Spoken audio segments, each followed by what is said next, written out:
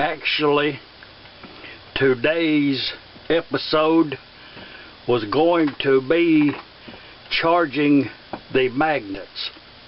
That was going to be today's episode. But I would be remiss if I did not include this information. It is only observances that I have made as to different owners putting the blame onto the Magneto when actually the Magneto is not at fault. Now, if you have an old junkyard Magneto and it's obvious that the Magneto has problems, then that's a different case. One of the first things, and I find it to be so many owners will neglect to lay in before they do anything. They go pay a large amount of money for these old mags. The price is getting ridiculous, and don't blame it on me by no means.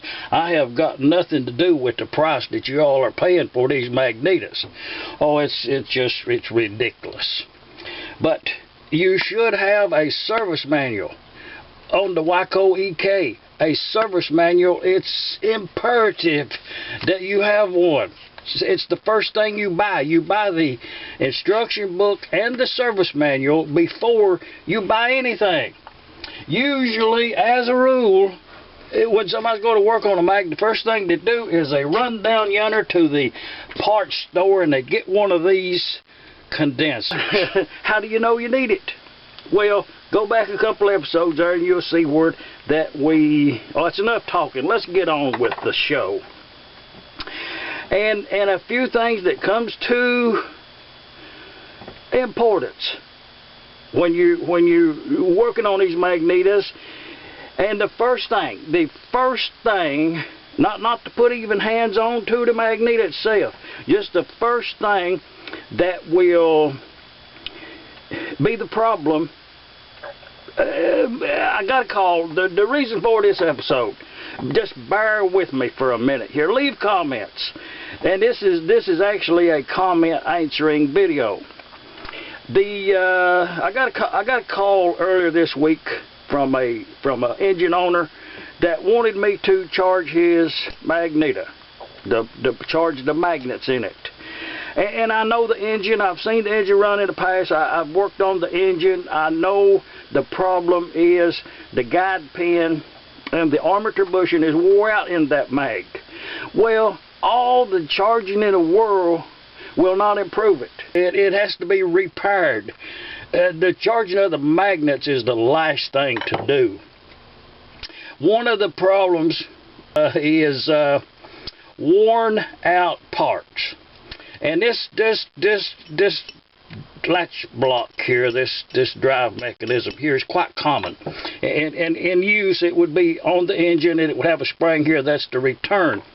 But the problem, even this one right here, shows quite a bit excessive wear in that gap right there. And what it is, that little gap right there is where that roller would be at.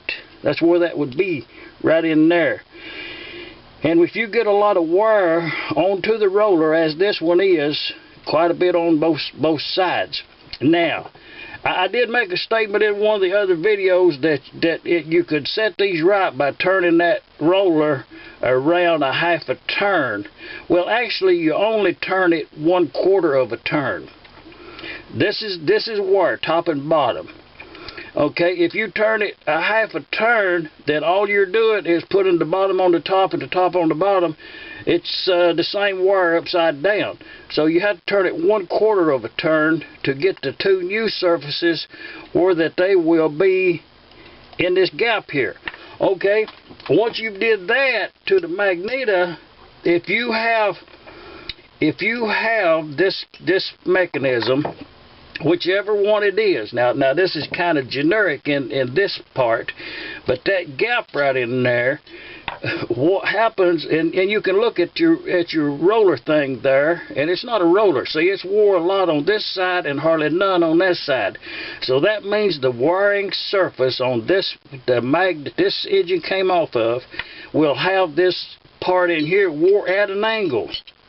Okay, once that gets wore at an angle and you put a new roller in there, this thing here, when that trips, whichever one you have, whatever brand of engines, when that trips, then the high place wants to pull first, and it will pull your armature crooked. This one right here happens to be this is just an example. Let me show it to you. This actually is off of a Cushman, and it would have this collar thing. It would have a spring on it here. That's the return on this rocker. Okay, this one is the one that has that. Let's get that out of there. It's worth the time. It's worth the time to explain this. This one, okay, and this one right here is the one that has the roller inside this square block, and the roller is longer than the block, so this block can pivot on that roller because the roller is tight. Okay, then this right here fits right up in that block right there, and that goes up and down, and that's what trips the magneto on the Cushman. This is very good. You really don't find these wore a lot. Okay, now what happened in an engine that I worked on, took apart, someone, evidently maybe they didn't have a magneto on the engine and they wanted to get it running, and they come home and they figured out that they needed a roller in there. This one wouldn't work. So they cut a piece of solid bar, and when they drilled the hole in yonder for this bolt here, it's off center. So when that thing gets rolled around there, wherever it would be at, then that would change the trip of the magneto itself. So it was a bad job, and it's crooked. You can look at it and tell that it's thicker on this side than it is that one, and over here it's kind of center. So that means that the hole is crooked. So when you assemble all that, that's going to want to pull this in a bind. And the point is to all of this is, if you have wire in all of this drive parts and this pulls at an angle, then it's going to pull your armature away from the core group at an angle.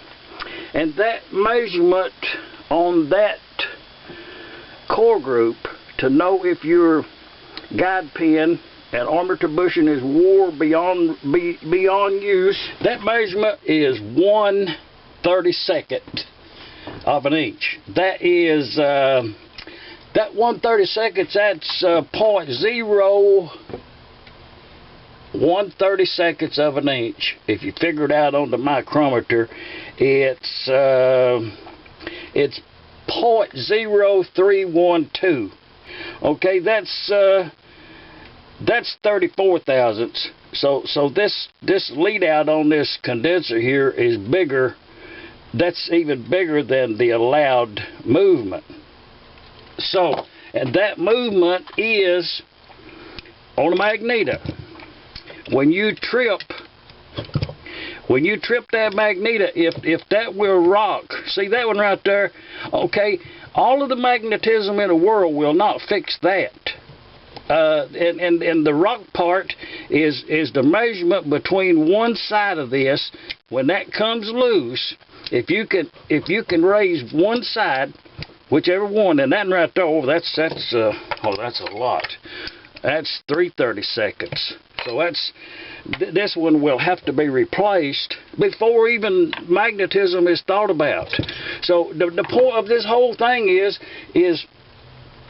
the adjoining parts, the trip mechanisms and all, has to be in good repair before the magneto is put to blame. Back to the magneto. Some condensers do have a positive and negative terminal. At least they're marketed as that. And when you're replacing one of these that has a positive and negative end, then they should be installed that way. Most of the new condensers are, you can put them either way. Now this one right here, I took this condenser out of a mag a couple days ago, and that's a real old one. I didn't even check it to see if it's still good, but the reason I show you right here, I don't know if you can see it, just take my word for it, right there and right here. The way this was in that Magneto is that right there, and that's where this brass that was poked back in yonder, that came out. And you can see right there where that the covering on that wire is it's corroded and worn. It's worn and corroded. So somehow or another it was some kind of electrical activity there. It should not be on this, but it was. I'm just saying. Let's oh yes, another thing. On the bottom insulating strips, they are 2 thicknesses on that. That's this strip that goes between the deck plate down here. The strip that goes across through yonder, they are 2 thicknesses of those. The point, if there is a point, is these adjoining parts can be worn to the excess that anything you do to the Magneto is a futile attempt to get their engine running. It's all for nil if you've got bad parts elsewhere. And with that said, from here on East Coast Arkansas, let's clean up the workbench.